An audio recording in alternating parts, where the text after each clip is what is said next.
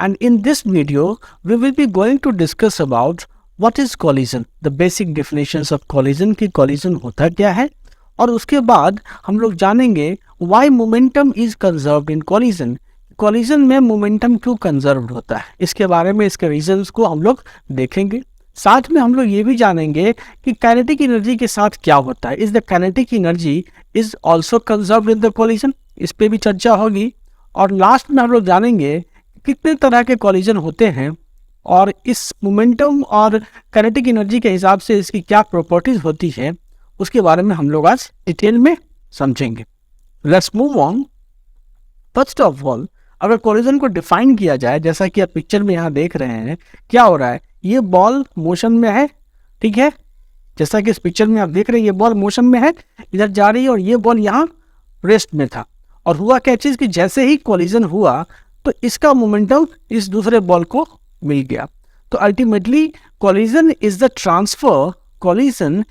Transfer of momentum due to only internal forces between the particle taking part in the collision. क्योंकि देखो, अगर collision हो रहा है तो क्या हो रहा है कि अगर यहाँ से यहाँ जो मोमेंटम का ट्रांसफर हुआ, ये इसलिए हुआ क्योंकि जब ये कोलाइड करता है उस मोमेंट पे इन दोनों के बीच में जो इंटरनल फोर्सेस है वो उनके रिस्पेक्टिव मोमेंटम को चेंज कर देते हैं, या कह सकते हो मोमेंटम को ट्रांसफर कर देते हैं. तो collision is the transfer of momentum due to only the internal forces between the particle taking part in the collision. ठीक है, transfer of momentum external forces की वजह से भी हो सकता है, लेकिन उसको आप कोलिजन नहीं कहेंगे. इसको अगर अलग दूसरे शब्दों में डिफाइन किया जाए और तो when exchange of momentum takes place between the two physical body, exchange of momentum से आप क्या समझते हैं कि velocity जो है, मतलब momentum मतलब क्या होता है, mass into velocity. तो दो ऑब्जेक्ट अगर है, उनका रिस्पेक्टिव मास है और वेलोसिटी, जैसे यहाँ एक बॉडी रेस्ट में है, ये रेस्ट में है और ये मोशन में है, तो एक के पास मोमेंटम नहीं था, एक के पास मोमेंटम था. तो क्या हुआ कि मोमेंटम का एक्सचेंज हुआ, जैसे ही कॉलिजन हुआ तो इसका मोमेंटम जो है सो रेस्ट वाले बॉडी को ट्रांसफर हो गया. So when the exchange of momentum take place between the two physical body only due to the mutual interaction forces. ये जो म्यूचुअल इंटरेक्शन फोर्सेस है, इसी को हम लोग क्या बोलते हैं, इंटरनल फोर्सेस. ठीक है, इंटरनल फोर्सेस. अगर दो बॉल जो कोलाइड करने वाले हैं उसको अगर आप सिस्टम मान ले तो इनके बीच जो फोर्स एक्ट हुआ वो क्या हो गया, इंटरनल फोर्सेस हो गया. तो then it is defined as the collision between the two bodies. ठीक है, जैसा कि आप देख रहे हैं कि several games such as billiards, marbles और कैरम इन्वॉल्व्स कोलिजन. ये कोलिजन की घटनाएं आप दिन प्रतिदिन के जीवन में भी आप रेगुलरली देखते हैं इन सभी खेलों में जो है. Let's move on. In all collision the total linear momentum is conserve. जितने भी तरह के कोलिजन होते हैं, ठीक है, अभी मैं डिस्कस नहीं किया हूँ कितने तरह के कॉलिजन होते हैं, पर जितने भी तरह के कॉलिजन होते हैं सभी कॉलिजन्स में टोटल लीनियर मोमेंटम कंजर्व्ड होता है. टोटल लीनियर मोमेंटम कंजर्व करने का मतलब क्या है कि जो इनिशियल मोमेंटम है सिस्टम का, initial momentum of the system is equal to the final momentum of the system. इस बात से आप क्या समझते हैं कि जैसे दो बॉल है, इसके पास मास मान लो m1 है और इसका मास मान लो m2 है. ठीक है, दोनों मोशन में है, इसकी वेलोसिटी u1 है, इसकी वेलोसिटी u2 है. अगर मैं मानता हूँ कि जो u1 है इज ग्रेटर देन u2 है, तो ऑब्वियसली ये इसको अप्रोच करेगा, तो किसी न किसी मोमेंट पे क्या होगा, तो एक दूसरे से टकराएगा. अब ये जो क्षण है जब ये एक दूसरे के कांटेक्ट में है, ये जो टाइम डेंट, ये बहुत कम देर के लिए होता है, इसलिए डेंटी जो होता है, ये जो कोलिजन पीरियड है, ठीक है, ये क्या है, तो कोलिजन ड्यूरेशन है. ठीक है, तो ये यहाँ मैं पिक्चर में दिखा रहा हूँ, बट ये डेल्टी बहुत ही छोटा टाइम इंटरवल होता है जब ये दोनों एक दूसरे के कांटेक्ट में आते हैं. और जिस मोमेंट पे ये कांटेक्ट में आते हैं, तो एक्चुअली में क्या होता है कि when the two object collides the mutual impulsive forces acting over the collision time delta t causes a change in the respective momentum. अब देखो ये म्यूचुअल इंपल्सिव फोर्सेस कहाँ से पिक्चर में है. आपको पता था कि इसकी वेलोसिटी क्या थी, इससे ज़्यादा थी, तो ये इसको अप्रोच कर रहा था. तो जिस मोमेंट पे कोलाइड करेगा, कोलिजन से ठीक पहले क्या होगा, इसकी वेलोसिटी जो है, इस ऑब्जेक्ट की वेलोसिटी ज़्यादा होगी इससे कंपेरिजन में, तो ये ऑब्जेक्ट क्या करेगा, इसको प्रेस करेगा. ठीक है, जब इसको प्रेस करेगा इस ऑब्जेक्ट को, तो इस पर एक नॉर्मल रिएक्शन फोर्स एक्ट करेगा. तो ये रहा आपको ये जो नॉर्मल रिएक्शन फोर्स इस पे एक्ट किया इस ऑब्जेक्ट के द्वारा, इसको हम रिप्रेजेंट करते हैं क्या चीज, इसको हम रिप्रेजेंट करते हैं फोर्स ऑन 1 ड्यू टू 2। ठीक है, ये क्या है, force on the object 1 due to object 2, force on object 1 due to object 2। ठीक है, ऑब्जेक्ट 2, ये जो फोर्स एक्ट किया वो क्यों एक्ट किया, क्योंकि इस ऑब्जेक्ट ने 1 ऑब्जेक्ट ने 2 को प्रेस किया, तो प्रेस करने की वजह से उस पर एक रिएक्शन फोर्स लगा and this reaction force is F12। उसी तरह से जब इस पे रिएक्शन लगा तो ऑब्वियसली इसने इस पे एक्शन भी किया, ये क्या था, एक्शन किया, तो ये एक्चुअली में क्या है, इस फोर्स को हम बोलेंगे कि फोर्स ऑन 2, इसको बोलेंगे फोर्स ऑन 2 ड्यू टू 1। ठीक है, अब देखो क्या होता है कि ये जो फोर्सेस हैं ये काफ़ी छोटे ड्यूरेशन में, ये जो डेंसिटी ड्यूरेशन है वो बहुत ही स्मॉल टाइम ड्यूरेशन होता है जब ये एक दूसरे कॉन्टेक्ट में होते हैं, और ये जो आपका फोर्स है, जो इम्पल्सिव फोर्स है वो एक्ट कर रहा होता है। तो ये फोर्स क्या करेगा, इन दोनों ऑब्जेक्ट के मोमेंटम को चेंज करने की कोशिश करेगा। चेंज करने की कोशिश कैसे करेगा, तो ये फोर्स क्या लग रहा है, इसकी वेलोसिटी थी इस डायरेक्शन में और इस ऑब्जेक्ट ने इस पे फोर्स लगाया इस डायरेक्शन में, तो कहीं ना कहीं इसकी वेलोसिटी को जो है सो रिड्यूस करेगा, घटाएगा, मतलब इसके मोमेंटम को क्या करेगा, इसका जो मोमेंटम होगा P1 उसको डिक्रीज करेगा, और ये चूंकि इधर की ओर फोर्स लगा तो ऑब्वियस है कि इसका मोमेंटम क्या होगा, P2 का मोमेंटम इंक्रीज करेगा। ये तो समझ में आ रही है बात, क्योंकि ये जो फोर्स लग रहा है, रिएक्शन फोर्स जो इस पे लगा, इस ऑब्जेक्ट 1 पे जो रिएक्शन फोर्स लगा 2 की वजह से, ये इस डायरेक्शन में लग रहा है, उसके वेलोसिटी के अपोजिट डायरेक्शन में लग रहा है, तो नेचुरली इसका क्या होगा कि इसका स्पीड घटेगा, तो अल्टीमेटली हम कह सकते हैं कि इसका मोमेंटम घटेगा और इसका मोमेंटम बढ़ेगा।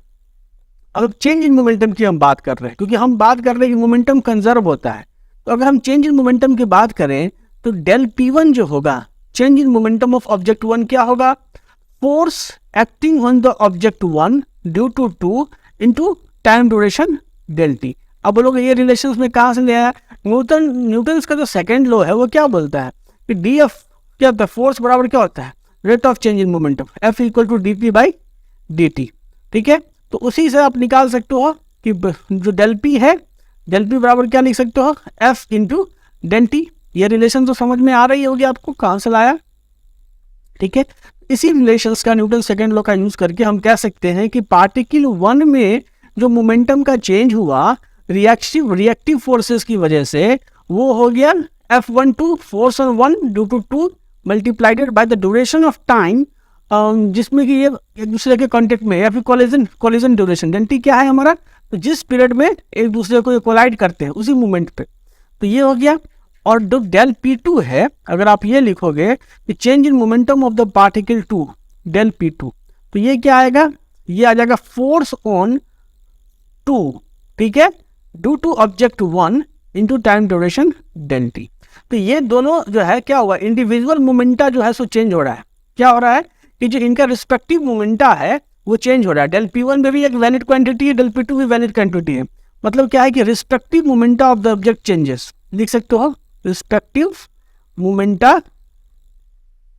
या मोमेंटम ऑफ ऑब्जेक्ट क्या हो रहा है, चेंज कर रहा है। ये तो आपको क्लियर कट है कि अब इसका ऑब्जेक्ट का मोमेंटम चेंज कर रहा है, लेकिन टोटल मोमेंटम का क्या हालचाल है। मतलब अगर आपसे पूछा जाए कि डेल P जो है change in the momentum of the system, मतलब ये पूरा का पूरा जो है, अगर आप इसको सिस्टम, ये तो सिस्टम आप मान के चल रही है कि तभी तो ये आपका फोर्स जो लग रहा है, ये फोर्सेस क्या इंटरनल फोर्सेस है। तो ये जो change in the momentum of system है वो क्या होगा, तो change in the momentum of the object 1 del P1 plus change in the momentum of object 2 del P2। ठीक है, अब देखो जब इनको जब जोड़ रहा है तो क्या आ रहा है कि इसको जब ये वैल्यू यहाँ पुट कर दो तो F12 इंटू डेल T और plus F21 into del T। तो अल्टीमेटली आपको वैल्यू क्या आ रही है, आपको आ रही है F12 प्लस F21 और इंटू यहाँ पे डेल T है। ठीक है, और एक चीज याद रखिएगा, मैं बात कर रहा हूँ तो वेक्टर के फॉर्म में बात कर रहा हूँ, दीज आर वेक्टर क्वांटिटी। ठीक है, ये वेक्टर्स हैं। अब आपको पता है कि न्यूटन्स थर्ड लॉ क्या बोलता है कि actions and reactions are opposite and equal. मतलब आप लिख सकते हो कि जो F12 है this is negative of F21, ये जो न्यूटन्स का थर्ड लॉ है ये तो हर वक्त वैलिड होगा।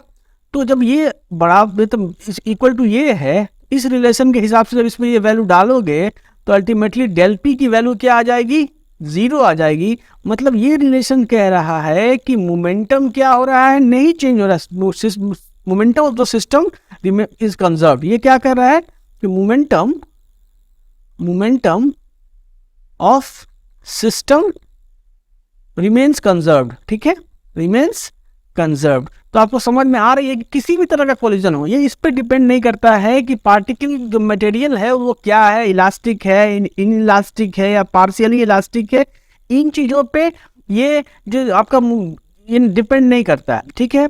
तो ये हमेशा मोमेंटम कंजर्व्ड रहेगा, ये चीज़ आप समझ जाए, ठीक है। अब इसमें जो एक चीज़ और जानने की है कि ये जो कंक्लूजन आप निकाल रहे हो कि जो लीनियर मोमेंटम है वो हमेशा कंजर्व्ड रहेगा, इस कंक्लूजन में एक चीज़ याद रखें कि it is true even though the force vary in complex fashions during the collision time. ये जो फोर्सेस लग रहा है ये कैसे वेरी कर रहा है इससे मतलब ही नहीं है। अगर ये कॉम्प्लेक्स वे में भी वेरी कर रहा है तब भी इसको न्यूटन थर्ड लॉ को फॉलो करना ही पड़ेगा। मतलब ये फोर्सेस न्यूटन थर्ड लॉ को अगर फॉलो करेंगे तो एक्शन और रिएक्शन का खेला है, यहाँ पे ये 0 हो जाएगा और इसलिए momentum will always be conserved. तो आपको इसमें कोई कंफ्यूजन नहीं होना चाहिए कि कोलिजन में linear momentum of the particle is always conserved. So we have concluded that the momentum of the particle during collisions will always remains conserved. That is, changing the momentum of the system. Del P जो system है और system मतलब दोनों colliding body उस system के part है, तो change in the momentum of system हमेशा 0 होगा। ये हम लोगों ने जान लिया, मतलब मोमेंटम हमेशा कंजर्व्ड रहेगा। अब बात आती है कि काइनेटिक एनर्जी के साथ क्या होगा जब पार्टिकल कोलाइड करेंगे, क्योंकि जब पार्टिकल कोलाइड करेंगे तो ऑब्वियस है कि जैसे यहाँ देख रहे हैं आप, यहाँ पे कंसीडर कर रहे हैं two bodies of mass m1 and m2 moving with the velocities u1 and u2 respectively with u1 greater than u2। मतलब ये जो वेलोसिटीज है ये ग्रेटर देन है u2 के कंपैरिजन में, ठीक है। और जो इनका मासेस है वो ऑलरेडी आपको मेंशन्ड है कि इसका मास है m1, इसका मास है m2। तो ऑब्वियसली मास है, वेलोसिटी है, तो इसके पास एक काइनेटिक एनर्जी होगी k1, इसके पास एक काइनेटिक एनर्जी k2। ये बिफोर कोलिजन का काइनेटिक एनर्जी है, ठीक है। अब क्या होगा कि ये ऑब्जेक्ट इसको अप्रोच करेगा क्योंकि इसकी वेलोसिटी ज़्यादा है, तो अब जब अप्रोच करेगा तो एक मोमेंट आएगा जब ये दोनों एक दूसरे के कांटेक्ट में आएंगे, ठीक है। जब कांटेक्ट में आएंगे तो चूंकि u1 के जो वेलोसिटी है वो ज़्यादा है u2 से, तो ये जो ऑब्जेक्ट है ये इस दूसरे ऑब्जेक्ट को क्या करेगा, पुश करेगा इस डायरेक्शन में।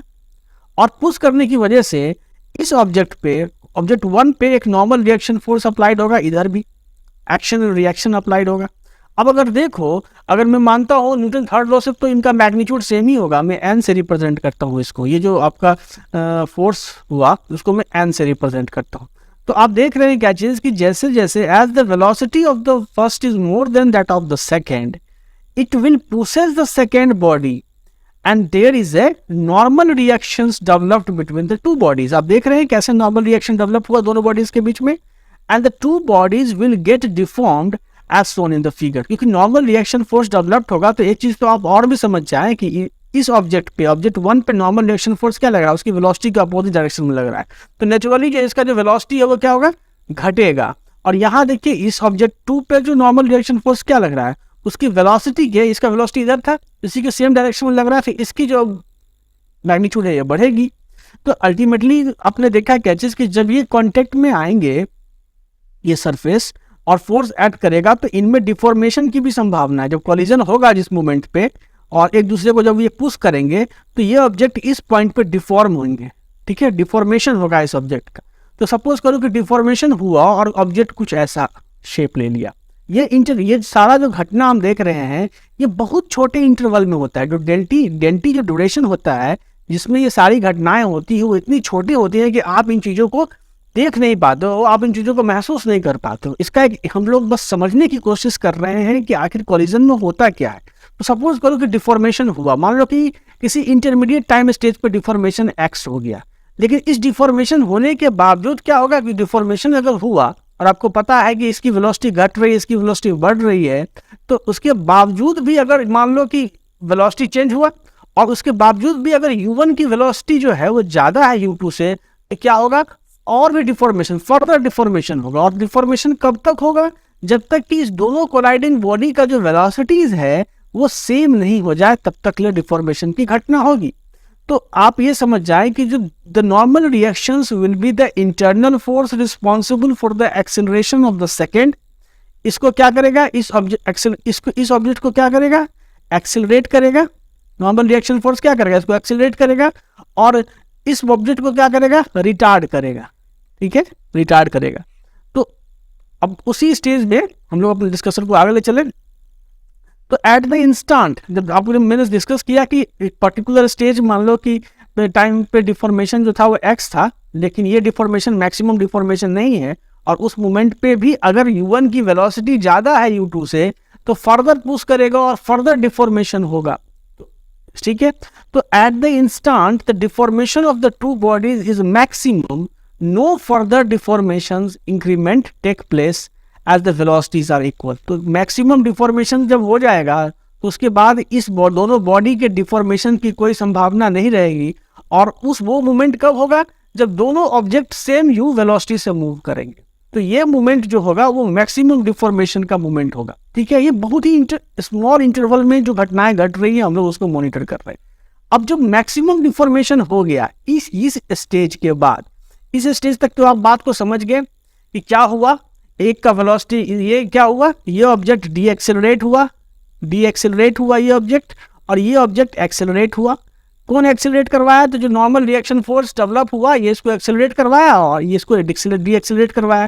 तो इसकी वेलोसिटी घटी, इसकी वेलोसिटी बढ़ी, लेकिन घटने बढ़ने में भी तो टाइम लगता है। तो इंटरमीडिएट स्टेज में हमने एनालिसिस किया कि मान लो कि x amount of deformation object में हो चुका है, और उसके बाद भी अगर u1 की वेलोसिटी u2 से ज़्यादा है, तो फिर भी नॉर्मल रिएक्शन फोर्स एक्ट करता रहेगा, और तब तक एक्ट करेगा जब तक कि मैक्सिमम डिफॉर्मेशन नहीं हो जाए। तो मैक्सिमम डिफॉर्मेशन वो स्टेज होगा जब इन दोनों ऑब्जेक्ट का जो कोलाइडिंग बॉडी है, ऑब्जेक्ट 1 और ऑब्जेक्ट 2, उसका जो स्पीड है या वेलोसिटी जो है वो क्या हो जाए, तो सेम हो जाएगा। उसके बाद फिर फर्दर कोई डिफॉर्मेशन नहीं होगा। तो इतनी कहानी समझ में आ गई मैक्सिमम डिफॉर्मेशन तक की।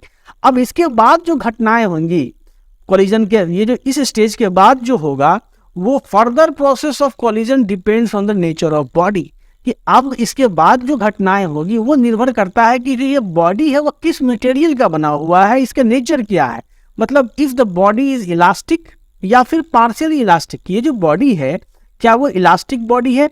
इलास्टिक कहने का मतलब क्या है? इलास्टिक जैसा रबर है, रबर को जब आप स्ट्रेच करते हो तो क्या होता है, वो स्ट्रेच होता है, डिफॉर्म होता है, और जैसे ही छोड़ते हो तो नॉर्मल अपना शेप को रिगेन कर लेता है। हालांकि आइडियली कंप्लीटली रिगेन नहीं करता है, क्योंकि आइडियली कोई चीज़ पॉसिबल नहीं है, लेकिन वो रिगेन कर लेता है अपने शेप को। तो वो किस वजह से रिगेन करता है? क्योंकि उसमें एक रिस्टोरिंग फोर्स डेवलप होता है जो उसको ओरिजिनल शेप में आने में मदद करता है। तो इलास्टिक अगर होगा बॉडी, तो उसके बाद की घटनाएं क्या होगी, बॉडी अपने शेप को रिकवर करने की कोशिश करेगा।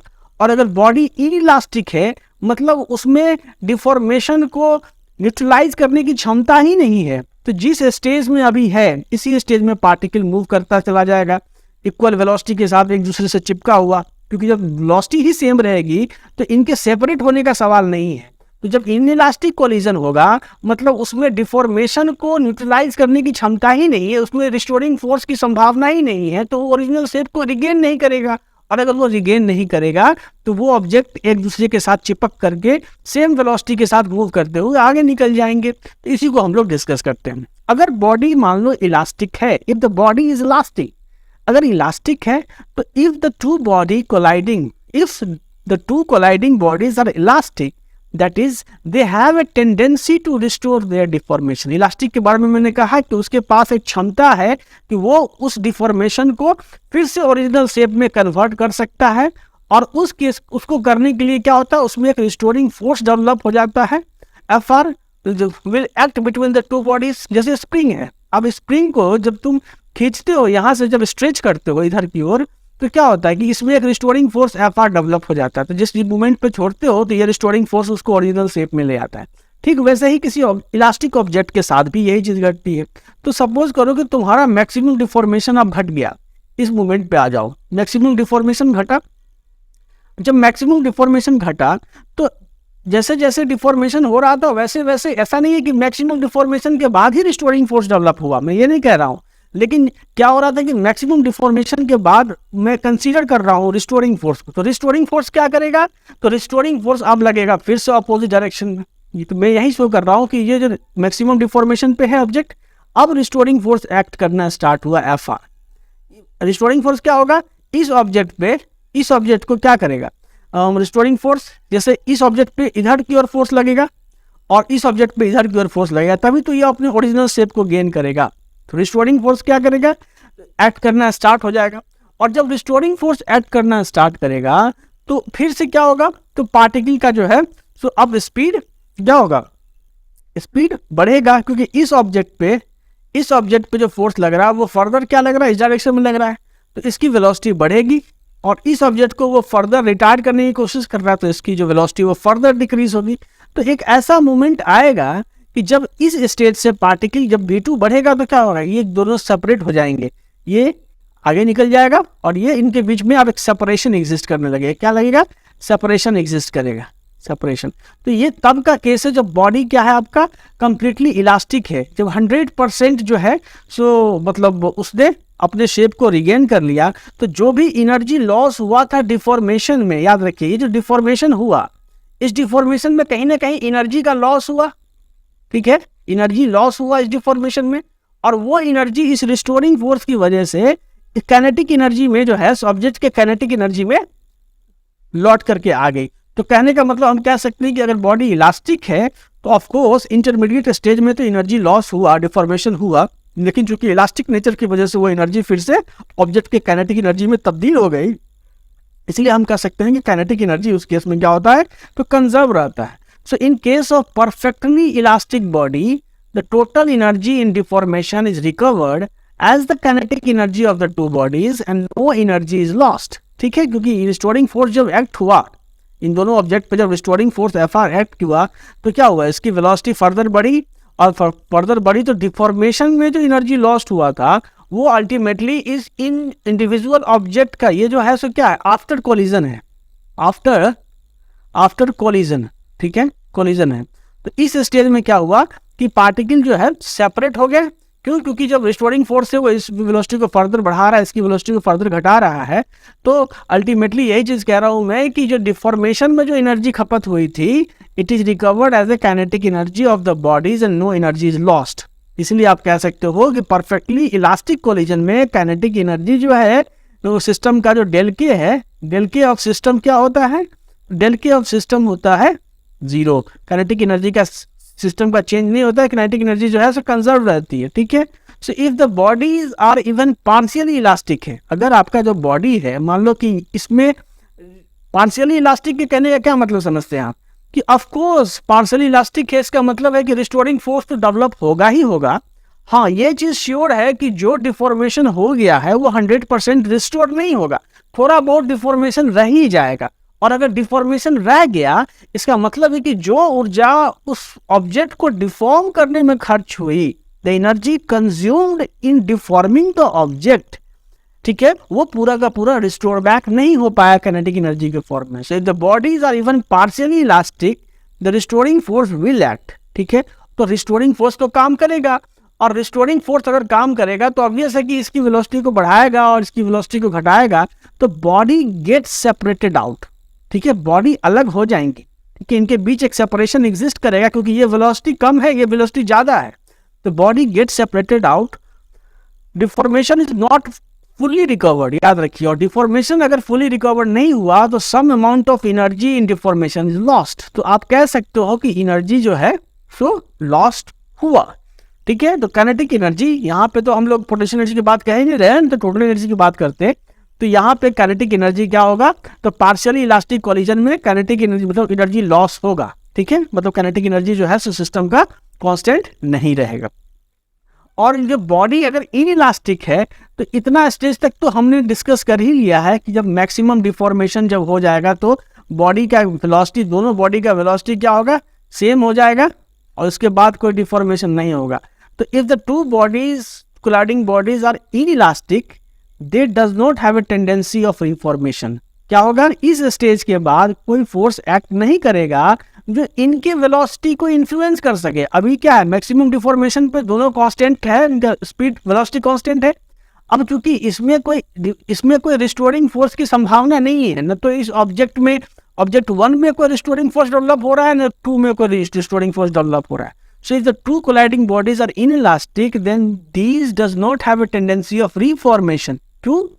तो if the body gets deformed, अगर body deformed हो गया है, ठीक है, if the body gets deformed, then these remains in the deformed shape. तो ये इसी शेप में रहेगा, ठीक है, कोई रिस्टोरिंग फोर्स डेवलप होगा नहीं, and the two will move with the same velocity without getting separated as shown in the figure. तो ये इसी वेलोसिटी से मूव करता रहेगा आफ्टर कोलिजन भी, ठीक है। तो इस केस में क्या होगा कि डिफॉर्मेशन में मैक्सिमम एनर्जी लॉस्ट हो जाएगी। So maximum kinetic energy is lost in the collision. इसलिए आप काइनेटिक एनर्जी बिफोर कोलिजन जो है, before collision is not equal to kinetic energy after collision, ठीक है, आफ्टर कोलिजन। ये तो समझ गए ये क्यों हो रहा है। इस इनइलास्टिक कोलिजन के केस में काइनेटिक एनर्जी बिफोर कोलिजन, ये वाला इक्वेशन आप अप्लाई नहीं कर पाएंगे। साथ में ये भी समझ जाए कि जब इनइलास्टिक कोलिजन होगा तो बॉडी दोनों कोलिजन के बाद दोनों बॉडी सेम वेलोसिटी से मूव करेंगे। और क्यों चिपके हुए रहेंगे इसके बारे में आपने समझ लिया, क्योंकि जब डिफॉर्मेशन हुआ तो इनइलास्टिक नेचर की वजह से उसमें कोई रिस्टोरिंग फोर्स डेवलप नहीं हुआ, और इसीलिए जो है सो आपका बॉडी चिपक करके एक सेम वेलोसिटी के साथ चलना स्टार्ट कर दिया।